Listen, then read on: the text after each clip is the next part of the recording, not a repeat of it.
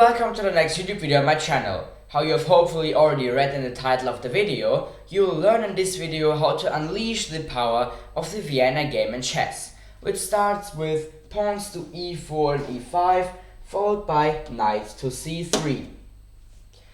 So this opening in chess was obviously named after the capital of Austria, which is Vienna. By the way, if you don't want to miss anything new on my YouTube channel, feel free to subscribe to it and activate the announcement bell. Thank you.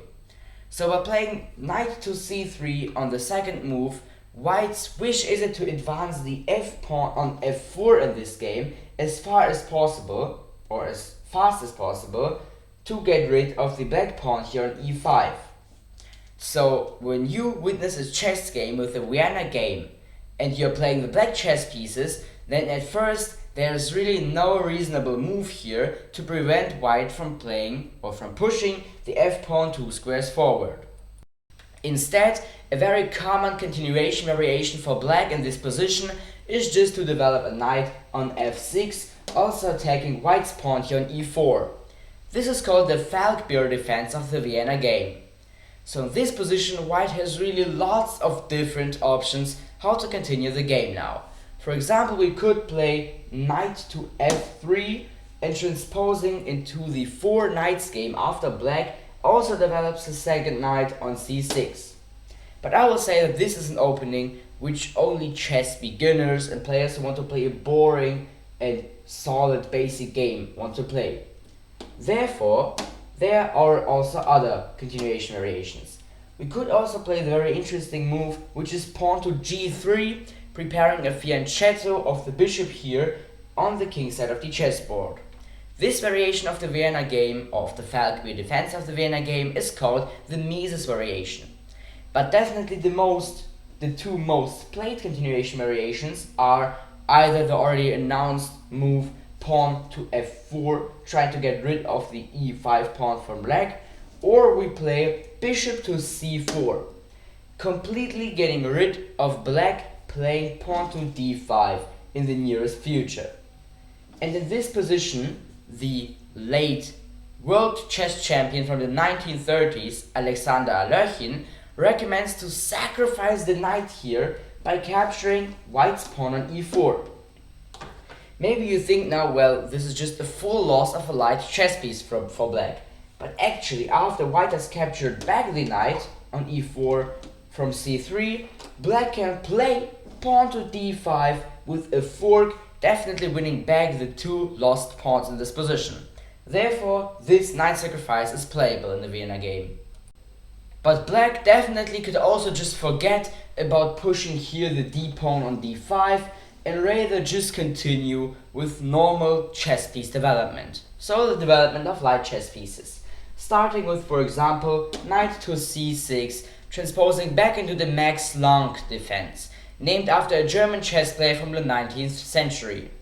Another possible option is to push the d-pawn again, but this time not on d5, but rather on d6.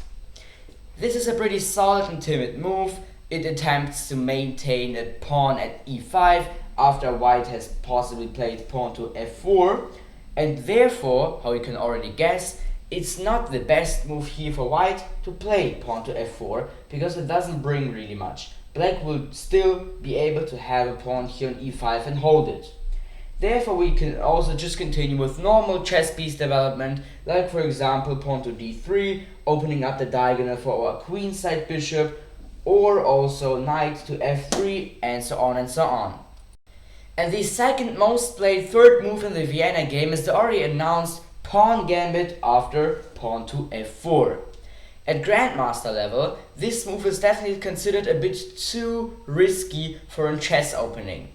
As easy as it seems, you shouldn't accept the gambit and just capture White's pawn now on f4 here with the e-pawn when you're playing with the black chess pieces. Because after White advancing the e-pawn 1 square up, so on e5, the black knight can only develop back on g8 in this position, which definitely isn't a good move because of immense loss of tempo already at the beginning of the chess game in the first moves. The better option, instead of capturing and accepting the pawn gambit here on move 3, is it to play now the pawn move d5. This counterattack of black leaves the player who plays with the white chess pieces with only few options how to continue and how to answer. Because white is basically forced to capture the opponent's e-pawn in this position with the f-pawn, attacking the knight, and black will just capture our e-pawn too, but not with the pawn, but rather with the now attacked knight here from f6. Two other possible continuation variations are either to capture black's d-pawn here now with our e4 pawn, or to defend it by playing pawn to d3. Let's at first take a look at the second variation, so pawn to d3. This move is definitely hard to refute for black, but it gives an initiative for black, because this move by white is often played to strengthen the center of the chessboard, and doing this by, for example, supporting the now twice attacked pawn here on e4, also with the second chess piece. But in this case, black has still many different options how to break white's center. For example, they could now just play pawn to d4, pushing their d-pawn now, controlling this e3 square, which is very important, also taking our knight on c3. But they could also just capture our pawn here on e4, and if we would capture back with our d3 pawn, then they could fulfill a queen trade in this position, forcing us, or basically forcing us, to capture back with the knight, leading to loss of tempo and also leading to the loss of this very important e4 pawn. Because if we don't capture back with the knight, but we rather capture back in this position of the queen with our king from e1, then this is also not good, because now we aren't able to do the castling anymore in this game. Not the short castling, not the long castling. This is bad, because after you have done either the short or the long castling, you don't only bring more protection for the king by bringing it behind this triple pawn wall, but you also bring the rook in the center of the chessboard, which is very important to connect the two rooks on the first line of the chessboard, on the first file or rank. Therefore, I don't like playing pawn to d3 in the position before. Capturing black's d-pawn in this position with our e-pawn is definitely not advised or recommended, since it will dramatically weaken white's pawn structure because of the doubled pawns on the d-file here. In this case, black shouldn't immediately, after we have taken out black's pawn on d5, capture back this pawn now with the knight from f6, but rather try to exploit white's ruined pawn structure with moves like, for example, pawn to e4 or pawn captures white pawn on f4.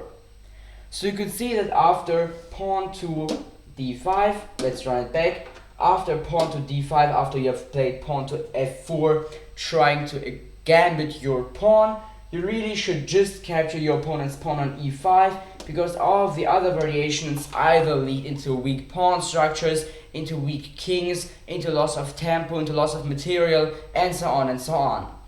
So this was it then already with this video, in which I have shown you the most famous and also some sidelines of the very nice and crazy Vienna game.